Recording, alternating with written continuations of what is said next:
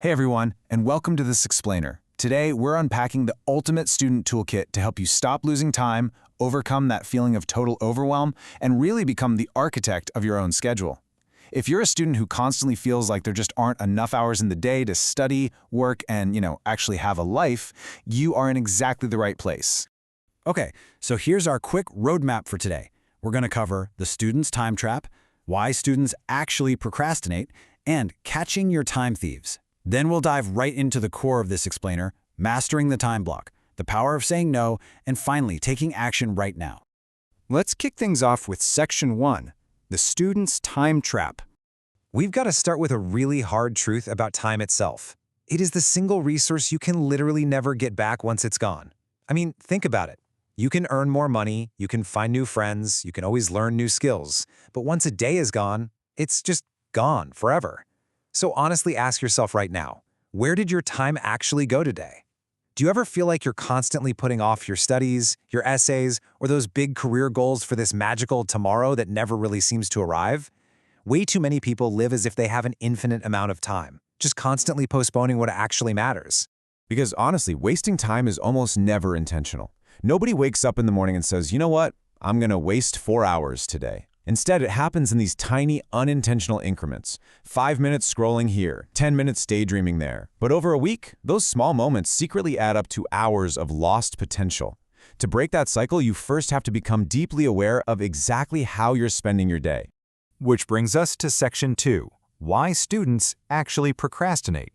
So it's time to bust a massive myth about student procrastination. The absolute crucial point here is that you aren't lazy. Let me just repeat that. You are not lazy. Procrastination is actually a failure of emotional regulation.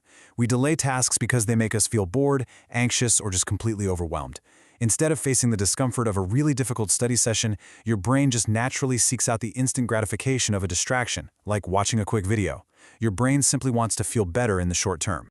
And this leads right into a specific flavor of procrastination, the perfectionism trap. For creative students, this one is huge.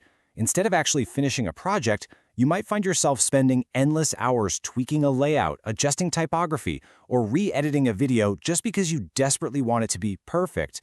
But let's be real, that's just procrastination hiding in a tuxedo. Repeat after me, done is better than perfect. Then, there's the overwhelm trap. When you're facing a massive goal, like your final university exams, the sheer volume of work can totally paralyze you. Because you don't know exactly where to start, you just choose not to start at all. You need a massive mindset shift here. You cannot wait for motivation to strike. You just have to start the task, even if you feel completely uninspired, because motivation follows action, not the other way around. All right, Section 3, catching your time thieves. Before we can actually master time blocking, we have to catch the culprits that are actively stealing your hours. First up, mindless scrolling. These platforms are deliberately engineered to keep your attention. A quick check of your feed can so easily turn into an hour of lost time. Second is lack of planning. Waking up without a clear plan for your day basically guarantees you're going to drift aimlessly from one minor task to another. And third, multitasking. And let's just be absolutely clear about multitasking. It is a disaster.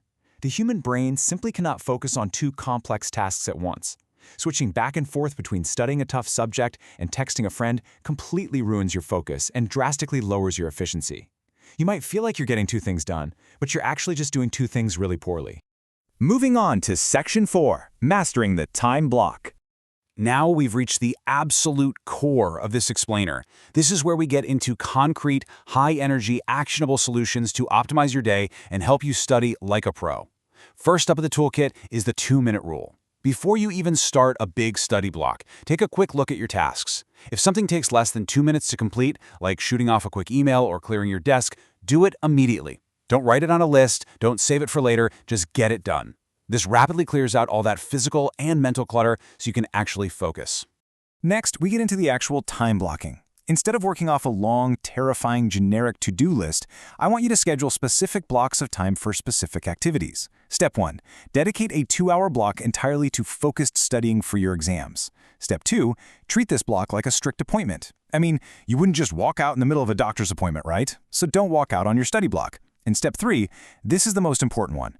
Put your phone in another room. Yes, physically in a completely different room. Trust me, it will survive without you. So how do you actually survive that focus block? Well, you seamlessly integrate the famous Pomodoro technique. You break that larger block down, you work for 25 minutes with intense, unbroken focus, and then you take a 5-minute break. This makes starting feel so much less overwhelming. Just about anyone can focus for 25 minutes. It is entirely about training your brain. After 4 cycles of those intense 25-minute bursts, you must take a longer 15 to 30-minute break. This method is incredibly effective simply because it prevents burnout.